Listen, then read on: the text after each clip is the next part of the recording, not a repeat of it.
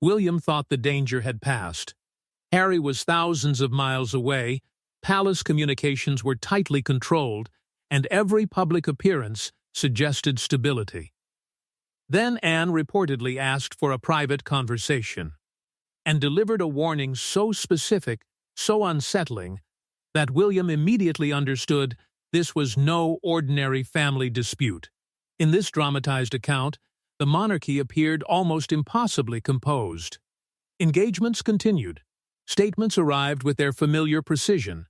Ceremonial duties unfolded without visible disruption, while carefully managed public appearances projected the message the institution always preferred to send. Continuity, discipline, control, whatever storms had once surrounded the family seemed, at least from the outside, to have weakened. But inside that controlled rhythm, something had begun to move beyond the palace's reach. Anne was reportedly the first to recognize the pattern. She was not interested in rumor for rumor's sake. She had spent too long inside the machinery of monarchy to be distracted by every whisper passing through royal circles. What caught her attention was repetition, the same name appearing around separate conversations, an intermediary with unusual access, quiet exchanges taking place without the normal palace channels being informed. Individually, none of it looked explosive. Together, it looked deliberate. And that was why Anne did not trust the matter to staff. No circulating note. No crowded briefing. No message that could be copied, forwarded, misunderstood, or leaked. She went directly to William. The decision itself carried weight. If Anne was deliberately keeping courtiers outside the room, then whatever she believed she had uncovered was sensitive enough to challenge the palace's own system of control. Her warning, however, was measured. She did not tell William that Harry was plotting against him. She did not describe a conspiracy or claim that some dramatic move was imminent. Instead, she allegedly explained that Harry had been involved in what could only be described as back-channel conversations, quiet contact with people capable of influencing his future relationship with the royal family. William's immediate response was reportedly disbelief. Public confrontation was something he understood. Interviews could be anticipated. Memoirs could be prepared for. Statements could be answered, even if only through silence. But private diplomacy operated differently. You could not publicly challenge conversations the public did not even know were happening. You could not easily respond to proposals that had never officially been made. And Anne's deeper concern was not simply reconciliation.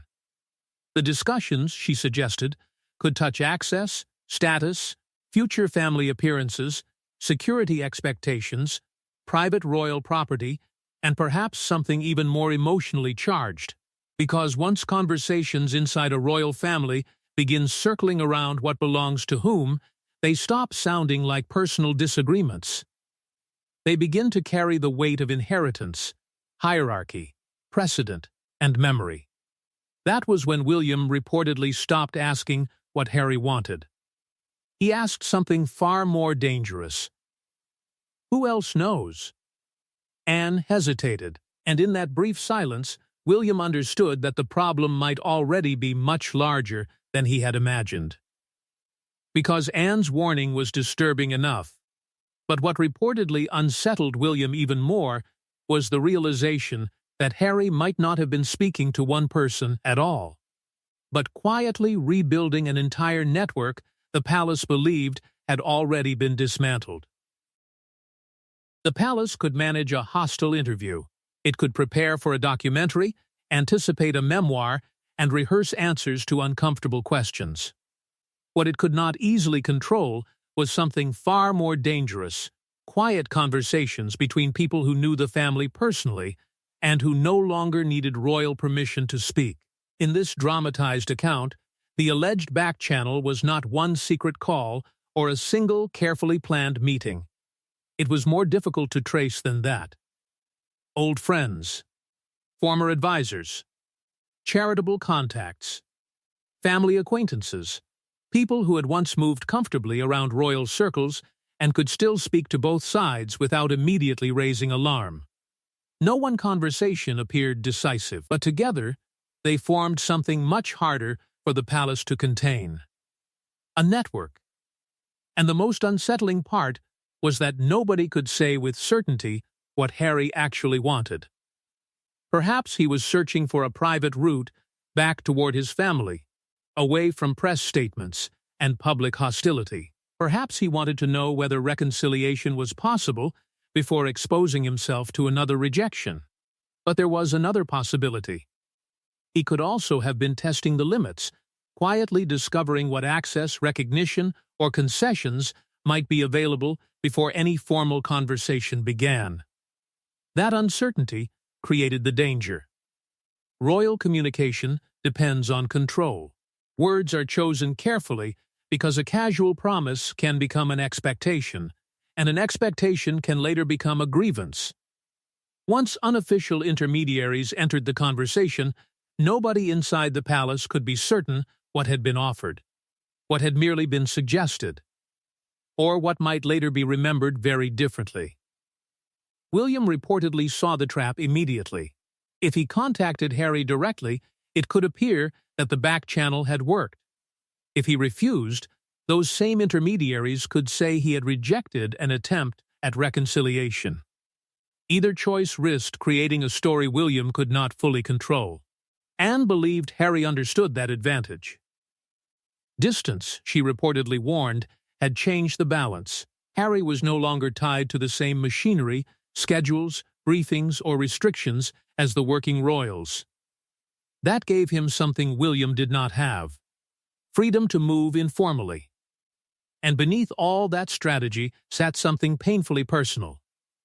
There had been a time when the brothers needed no intermediaries at all. No advisors. No lawyers. No careful phrasing. Now, even the question of whether they could speak reportedly had to travel through other people. Then another detail began to surface. Several conversations allegedly referred to family items, private understandings, and what was always intended. At first, palace aides treated the wording as sentimental, perhaps even harmless. Anne did not. To her, those phrases sounded like inheritance without using the word. They could point toward personal belongings, pieces connected to Diana, or jewelry whose emotional value far exceeded its financial worth. And suddenly, the invisible network no longer looked like a path toward reconciliation alone. And the moment the discussion shifted from access and reconciliation to possessions connected with the past, William reportedly realized Anne had not warned him merely about secret conversations. She had warned him about a potential battle over memory itself. Inside royal vaults, value is measured in more than diamonds. Some objects carry marriages, betrayals, funerals, promises, and memories powerful enough to reopen wounds decades later. And according to Anne's alleged warning, one category of family possessions had surfaced repeatedly in conversations the palace never expected Harry to pursue. In this dramatized account, the most dangerous objects were not necessarily the grandest ones. They were not the famous pieces displayed before the world or the ceremonial treasures tied clearly to the crown. The real tension centered on possessions that lived in a far murkier space: private family items, inherited pieces, personal gifts, things whose legal ownership might be documented, but whose emotional meaning could never be settled by paperwork alone. And that was where Diana's memory entered the conflict. Anything connected to her carried a different weight. For William and Harry, these were not simply jewels, letters, or keepsakes. They were fragments of a life interrupted, pieces of a mother remembered not as an icon, but as someone they had lost far too young. That made every question of ownership painfully unstable.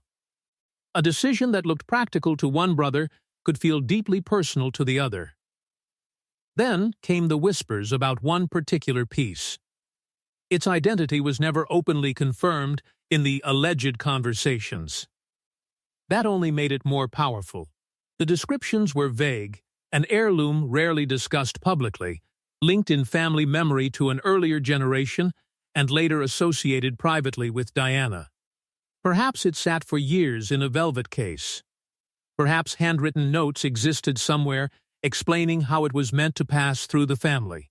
Perhaps those instructions were clear, or perhaps they were exactly ambiguous enough to create a crisis. William reportedly wanted no part of that conversation. Not because of price. The value that mattered was emotional. To discuss the piece meant reopening the years after Diana's death, when two grieving sons were expected to carry private sorrow under public scrutiny. It meant revisiting how personal belongings were divided, what had been promised, and whether decisions made in grief should still govern decades later. Anne, however, reportedly focused on procedure. Sentiment, she believed, could not become a substitute for established ownership. If emotional pressure forced William to surrender one disputed item, what would stop the same argument being used again? One concession could quickly become a precedent. Harry's alleged position was very different. Through intermediaries, he was said to believe that certain possessions had never belonged to royal hierarchy in the first place. They belonged to a mother. They carried memory, not rank, and therefore they should not automatically follow the path of the future king. That was the heart of the conflict. William saw continuity. Harry saw personal history being absorbed by the institution. Anne saw both interpretations colliding in a way that could be exploited by anyone standing outside the family. Then came the detail that changed the tone completely. Someone inside the palace had apparently checked an old inventory. That single inventory check changed everything, because once palace officials began searching old records, the back-channel conversations were no longer treated as family whispers. They became a security problem, and someone inside the royal household wanted to know exactly who had been talking. The monarchy survives because secrets rarely travel in straight lines. They pass through secretaries, advisors, relatives, friends, lawyers, and trusted intermediaries. But when the palace allegedly began tracing Harry's conversations, one frightening possibility emerged. Someone still close to the institution may have been quietly helping him navigate it. In this dramatized account, there was no dramatic inquiry, no public accusation, no sudden sweep through palace offices. The response was quieter than that, and far more unsettling. Senior aides allegedly began comparing diaries, revisiting calls, remembering lunches, checking who had spoken to whom and when. Conversations once dismissed as harmless suddenly carried weight. A familiar name appearing twice became suspicious. A routine visit raised questions. Even long-standing friendships began to look different when examined through the possibility of an unofficial channel. For William, that uncertainty became deeply personal. The problem was no longer simply that Harry might be speaking privately. It was that William could not know how much information was moving in the other direction. A briefing he received in the morning might already have been discussed elsewhere the night before. A tentative palace position could reach Harry before William had even decided whether he agreed with it. The future king, surrounded by advisors, reportedly began to feel strangely isolated inside his own system. Anne urged him not to react too quickly. Confronting suspected intermediaries, she allegedly warned, could expose exactly what the palace knew. Worse, it could drive the conversations further underground. If there was a network, anger would not destroy it. It would simply make it harder to see. Then, one figure began to stand out. The person was never publicly identified in this fictionalized narrative, and that anonymity only deepened the intrigue. What mattered was access. This was someone familiar enough to both sides to move between them without appearing threatening. Someone capable of carrying not only words, but tone, hesitation, and emotional intent. And the message allegedly carried back from Harry was complicated. He did not want another public war. But neither did he want every private family conversation filtered through an institution he no longer fully trusted. He was not asking simply to return. He appeared to be asking whether any relationship with William could exist outside royal machinery. To William, however, that came with conditions. Private acknowledgement of old grievances, more freedom during future visits, clearer understanding over family possessions, perhaps even guarantees that certain conversations would remain personal. Palace advisors reportedly heard something else entirely. Pressure. Any private concession could later become an expectation. Any exception might eventually be treated as precedent. Then, the situation shifted again. Someone suggested Harry might already possess letters, messages, or other records supporting his memory of past promises. They did not need to be definitive. Their existence alone could change the balance, because memory could now potentially become evidence. Until that moment, William could tell himself this was another emotional confrontation between brothers. But the suggestion that Harry might possess written evidence of old promises transformed the dispute into something much more dangerous. A battle over whose version of royal history could actually be proved. Every royal family has rules written in documents, but the promises that cause the deepest damage are often never formally recorded. A conversation after a funeral. A reassurance between relatives. A childhood understanding made before titles mattered. And Harry's alleged back channel was now circling one such promise. In this dramatized account, the argument had reached a place far more painful than protocol. Long before advisors, public statements, and competing narratives, William and Harry had been two sons trying to understand a loss too large for either of them. Around them, the institution continued because it had to. Duties resumed. Traditions remained. Adults made practical decisions. But for the brothers, photographs, letters, personal belongings, and pieces of jewelry carried meanings no official inventory could fully capture. That was why the alleged promise mattered. Harry reportedly believed certain items associated with Diana were never meant to disappear into the future king's household, as though they were simply another part of royal succession. In his mind, they were supposed to remain emotionally shared, connected to both sons, regardless of rank, geography, or future role. William remembered the past differently. From his perspective, difficult arrangements had already been made years earlier. They may not have been perfect, but they had allowed the family to move forward during a period when grief touched everything. Reopening those understandings now felt less like correcting an old mistake and more like destabilizing something that had been painfully settled. Anne reportedly understood what neither side wanted to admit. This was no longer really about metal, gemstones, or ownership. It was about who had inherited the right to define Diana's memory. William carried the weight of continuity. Harry carried the pain of distance. And both could look at the same object and believe it represented something entirely different. For William, every choice had consequences beyond the family. If he agreed to transfer something, it could be interpreted as surrendering to pressure. If he refused, he risked appearing cold, even when his motives were more complicated. His future role turned private decisions into institutional symbols. Harry's position was almost the reverse. Removed from daily royal life, he no longer had the same access to traditions, residences, archives, or ceremonial continuity. That distance could make personal objects feel even more important. What William experienced as responsibility, Harry could experience as exclusion. Then came the supposed evidence. There were reportedly references in old correspondence to your mother's things, vague enough to sound meaningful, but too incomplete to settle anything. No clear instruction, no decisive sentence, just enough ambiguity to keep both interpretations alive. That uncertainty finally pushed William toward action.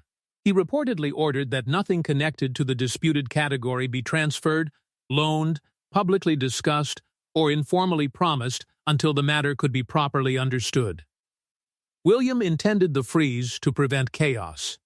Instead, word of it allegedly reached Harry, and what happened next convinced palace officials that the private dispute had entered a far more explosive phase. William's instruction was meant to close the door. Instead, Harry allegedly treated it as proof of everything he feared, that private family matters were once again being absorbed into palace control. Within days, a message reportedly returned through the same unofficial channel, and its wording sent senior aides into outright fury. In this dramatized account, Harry's alleged response was not a plea for sympathy. It was a challenge to the very structure William had just tried to reinforce. If the dispute concerned personal family history, Harry's position was simple. Courtiers should not decide whether two brothers were allowed to resolve it. He reportedly viewed the freeze as another example of private pain being transformed into palace procedure. To senior aides, that argument was deeply dangerous. William was not only a brother. His position meant that private decisions could carry public consequences. Anything touching royal residences, important jewelry, family records, or future access could not simply be separated from the institution because the emotions involved were personal. The palace believed the line Harry wanted to draw did not truly exist. Then came the phrase that changed the temperature. Harry's message allegedly suggested that unresolved misunderstandings had a way of becoming permanent narratives. It was not an explicit threat. There was no direct promise of another interview, memoir, or public disclosure. But senior officials reportedly heard the implication immediately. If private discussions failed, the story might eventually be told somewhere else. For William, that possibility cut far deeper than palace strategy. Years of public-family conflict had already made trust fragile. The idea that every private conversation might someday become part of a larger account made genuine reconciliation feel almost impossible. How could two brothers speak honestly if one feared that the conversation itself might later escape the room? Anne reportedly became the one person urging restraint. Anger, she warned, would only strengthen Harry's argument that the palace controlled everything.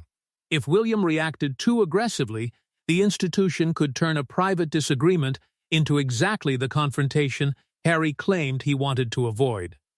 But before anyone could settle that question, a second issue emerged. The back-channel conversations were apparently not limited to possessions. They also touched on future family occasions, whether Harry could attend certain gatherings, ceremonies, or private events without returning to any formal working royal role. That changed the stakes again. What had begun as a dispute over memory now looked, to palace advisors, like a connected package. Recognition of old grievances, access to family moments, greater independence during visits, and clarity over disputed belongings. Harry may not have viewed those issues as demands. The palace increasingly did. And at that point, the matter could no longer be contained around William and Anne. The king was finally informed in full, and once the king was presented with the full picture, the question was no longer simply what Harry wanted. It was whether William, Anne, and the palace were even united on what they were prepared to give him. The confrontation Harry never saw may have been the most important one of all. Behind palace doors, the family reportedly divided over how to respond. One side feared rewarding pressure, another feared permanent estrangement. And Anne found herself defending a warning that had now triggered the very crisis she hoped to prevent. In this dramatized account, William's position hardened first. He reportedly argued that the family could not keep operating through whispers, trusted contacts, and unofficial messengers. No more negotiations through intermediaries. No vague understandings around private property. No concessions that could later be interpreted as promises about future royal roles. To William, boundaries were no longer cruel. They were necessary. But not everyone agreed. A softer faction inside the family reportedly warned that if every approach from Harry was treated as strategy, then reconciliation would become almost impossible by design. At some point, they argued, Someone had to risk believing that a private request might actually be personal. Otherwise, every message became leverage, every memory became evidence, and every attempt to reconnect became another battle to win. Anne stood in the most difficult position of all. She had raised the alarm. She had told William the back-channel talks were real enough to take seriously. But she was not calling for punishment. Her concern was order. Direct conversations, clear terms, written understandings where necessary. Above all, no shadow diplomacy that left everyone wondering what had been promised. Then came the king's dilemma. He reportedly understood the institutional danger, but he also saw something more painful. The monarchy could survive another damaging headline. It could survive criticism, anger, even another wave of public embarrassment. What was harder to accept was the possibility that his sons might eventually become incapable of speaking to one another at all. And by now, the disputed jewel had become almost secondary. Its destination mattered less than what it represented. To William, it stood for rules and continuity. To Harry, it represented memory and emotional fairness. To advisors, it was precedent. To Anne, it was proof that grief ignored for too long could return wearing the language of ownership. A compromise was reportedly proposed. Certain personal items could be held under a private family arrangement, neither fully transferred nor publicly surrendered, while future family attendance was discussed separately. It was designed to untangle emotion from status. William resisted. He believed reconciliation should not come attached to possessions or conditions. But others pushed back. What if Harry believed acknowledgement itself was the condition required for trust? Then, Anne received the information that changed everything. The back-channel talks may have started far earlier than anyone had realized. Not after the freeze. Not after the inventory check, possibly months before the palace even believed a reconciliation effort existed. If Anne's new information was correct, Harry had not improvised these conversations in response to William's resistance. He had been quietly preparing the ground for months, and that meant the palace had fundamentally misunderstood what his endgame might be. By the time Anne delivered her second warning, the palace believed it finally understood Harry's objective. She reportedly told William they were still looking at the problem too narrowly. The back channels, the family possessions, the private messages, none of them mattered alone. What mattered was the precedent created by resolving them. In this dramatized account, Anne's point was devastatingly simple. Harry might not be trying to become a working royal again. He might not even be fighting only for a disputed heirloom. The deeper question was whether someone who had stepped outside the institution could still claim a meaningful place inside the family, and on what terms. That distinction unsettled palace advisors because the monarchy depends on categories. Working royal, non-working relative, counselor, private citizen, public representative. Each label comes with expectations, boundaries, and consequences. Harry no longer fit comfortably into any of them, and that made every private concession feel larger than the moment itself. William reportedly began to see the future problem. Whatever arrangement was created now could echo beyond Harry. One day, younger members of the family might also choose lives outside official duty while still expecting emotional access, family recognition, or connection to royal traditions. If Harry's situation created a new model, the palace would eventually have to decide whether that model applied to others. That was why the jewel could no longer be allowed to dominate the dispute. The object remained secured. No transfer, no dramatic resolution. Its uncertainty became its meaning. It represented grief, inheritance, rank, and the dangerous belief that memory itself could be owned. Anne then insisted on one final condition: no more intermediaries. If Harry wanted something settled with William, he would eventually have to speak to William himself. Not through an old friend, not through an advisor, not through someone trusted by both camps. The palace could manage schedules, property, protocol, and security. It could not repair two brothers who refused to occupy the same conversation. That left William with the hardest question of all. He could protect every institutional boundary and still lose Harry completely. He could win the argument over precedent and discover that victory had cost him the relationship underneath it. For a future king trained to defend continuity, that was an unbearable contradiction. What if preserving the structure meant sacrificing the family inside it? Harry faced the opposite dilemma. Distance had given him independence, but every secret channel reinforced William's belief that trust no longer existed. Then the message reportedly came. Harry was prepared to speak directly. But only under one condition. No aides, no intermediaries, no written briefing. Just two brothers and everything they had never resolved. Somewhere behind palace walls, generations of jewels, letters, heirlooms, and private memories could remain carefully protected for centuries. But the relationship they represented was far more fragile, and no vault could preserve it. And that is where the real royal battle now begins. Not over a title, a jewel, or even a palace rule, but over whether William and Harry can finally speak without the institution standing between them.